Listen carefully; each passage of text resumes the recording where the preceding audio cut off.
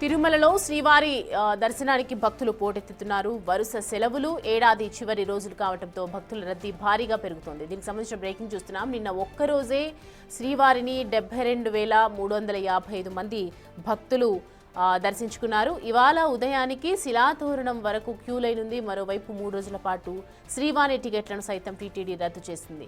వాహనాల రద్దీ కూడా పెరిగింది. అలిపిరి వద్ద ఏకంగా కిలోమీటర్ మేర వాహనాలు నిలిచిపోయే పరిస్థితి ఏర్పడింది. ఈ రద్దీ మరో 15 రోజుల పాటు కొనసాగే అవకాశం ఉందని టీటీడీ అంచనా వేస్తోంది. టోకెన్స్ లేకుండా క్యూ లైన్లలో సర్వదర్శనం భక్తులకు 24 గంటల పాటు సమయం పట్టే అవకాశం ఉందని అధికారులు ప్రకటించారు.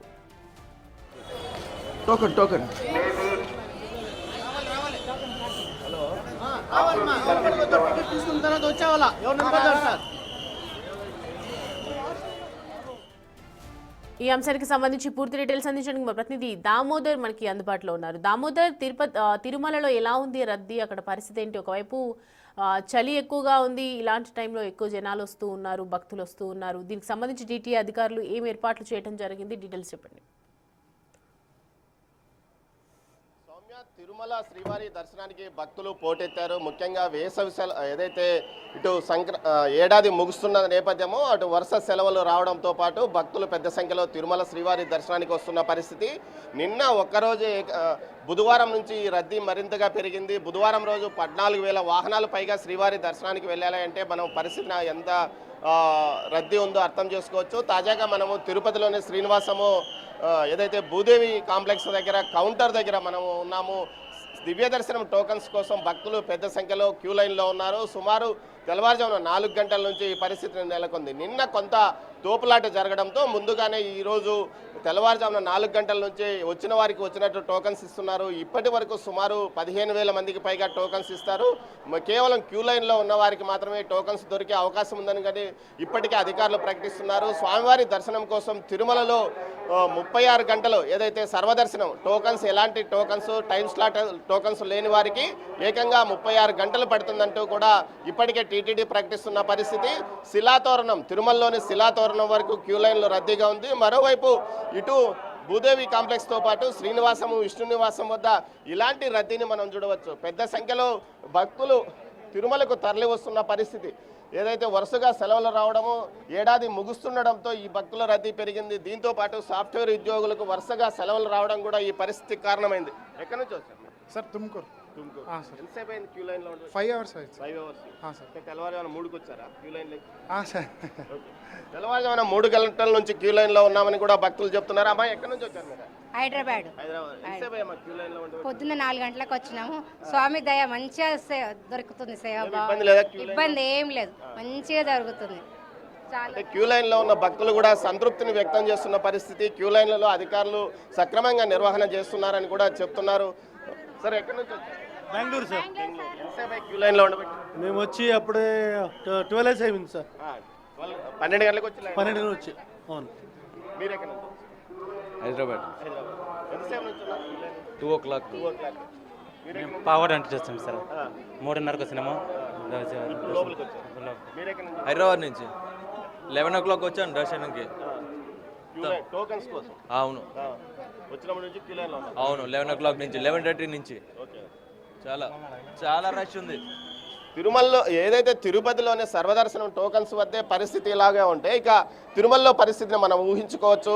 రాత్రి ఏకంగా 1,50,000 మంది భక్తులు పైగా తిరుమలకు వెళ్ళారు. అమ్మ, ఎక్కడి నుంచి వచ్చారు? ఒడిశా. ఎన్ని గంటల నుంచి ఉన్నారు? నిన్నటి నుంచి. నిన్నటి ఇక్కడ ఏమి సివిక్ సెన్స్ లేదు. మేము వచ్చేసి నిల్చుంటున్నాము కానీ ఏం ఫెసిలిటీస్ బాగాలేవు.